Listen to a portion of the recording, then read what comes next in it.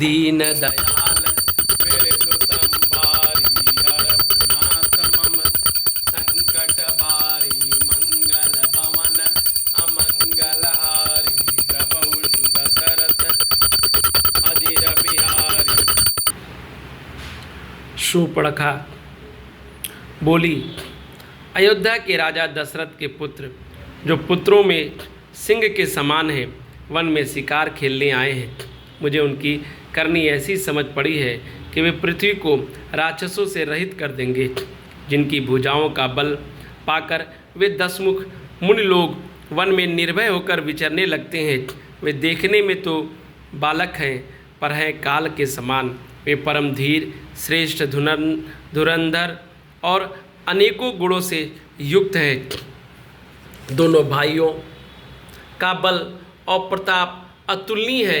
वे दुष्टों के वध करने में लगे हैं और देवता तथा मुनियों को सुख देने वाले हैं।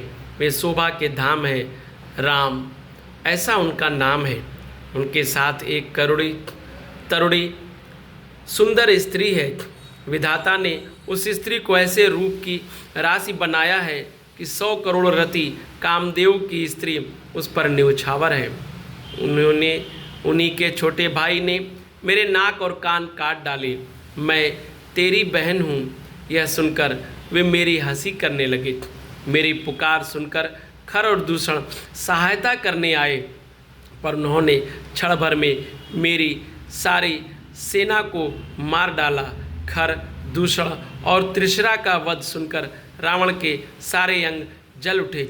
उसने शूर्पणखा को समझाकर बहुत प्रकार से अपने बल का बखान किया, किंतु मन में वह अत्यंत चिंतावश होकर रावण अपने महल में गया।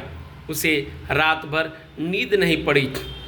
वह मन मन विचार करने लगा कि देवता, मनुष्य, असुर, नाग और पक्षियों में कोई ऐसा नहीं है जो मेरे सेवक को भी पा सके। खर, दूषण तो मेरे ही समान बलवान थे। उन्हें भगवान के सिवाय और कौन मार सकता है।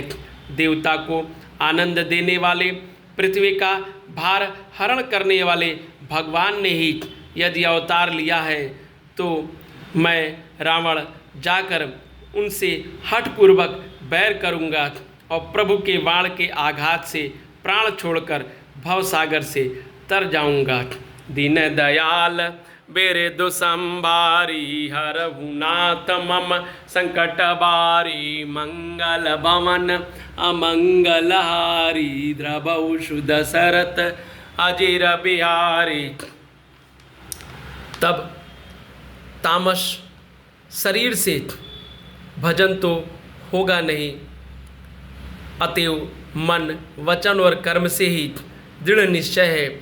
और यदि वे मनुष्य रूप कोई राजकुमार होंगे तो उन दोनों को रण में जीतकर उनकी स्त्री को हर लूँगा। यूँ विचार कर रावण रथ पर चढ़कर अकेला ही वन चला, जहाँ समुद्र के तट पर मारीच रहता था। शिवजी भगवान कहते हैं, हे पार्वती, यहाँ श्री रामचंद्र जी ने जैसी युक्त रची वह सुंदर कथा सुनो। लक्ष्मण जी जब कंद मूल फल लेने के लिए वन में गए, तब अकेले ही कृपा और सुख के समूह श्री रामचंद्र जी हंसकर जानकी जी से बोले, हे प्रिय, हे सुंदर पतिव्रत, धर्म का पालन करने वाली सुशीले, सुनो, मैं अब कुछ मनोहर मनुष्य लीला करूँगा। इसलिए जब तक मैं राक्षसों का नाश करूँ, तब तक तुम अग्नि में निवास करो।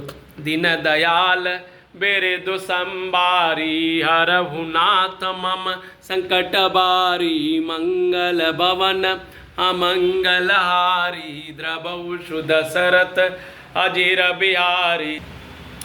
श्री राम जी ने ज्यों ही सब समझा कर कहा, त्यों ही श्री सीता जी प्रभु के चरणों को हृदय में धरकर अग्नि में समा गईं। सीता जी ने अपनी ही छाया मूर्ति वहाँ रख दी, जो उनके जैसे ही शील स्वभाव और रूप वाली था, वैसे ही विनम्र थी। भगवान ने जो कुछ लीला रची, उस रहस्य को लक्ष्मण जी भी नहीं जाना। स्वार्थपरायण और नीच रावण वहाँ गया जहाँ मारीच था, उसको सिर नवाया।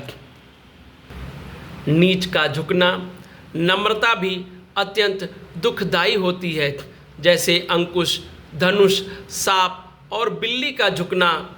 हे भवानी, दुष्ट की मीठी वाणी भी उसी प्रकार भय देने वाली होती है जैसे बिना ऋतु के फल। तब मारीच ने उसकी पूजा करके आदरपूर्वक बात पूछी, हे तात, आपका मन किस कारण इतना अधिक व्यग्र है और आप अकेले ही आए हैं? दीन दयाल बेरे दुसंबारी, हरहु नाथ मम संकट बारी, मंगल भवन अमंगल हारी, द्रवहु सुदशरथ अजीर बिहारी। जय सियावर रामचंद्र जी की। सब मंगल ही मंगल हो। जय सियावर रामचंद्र जी की।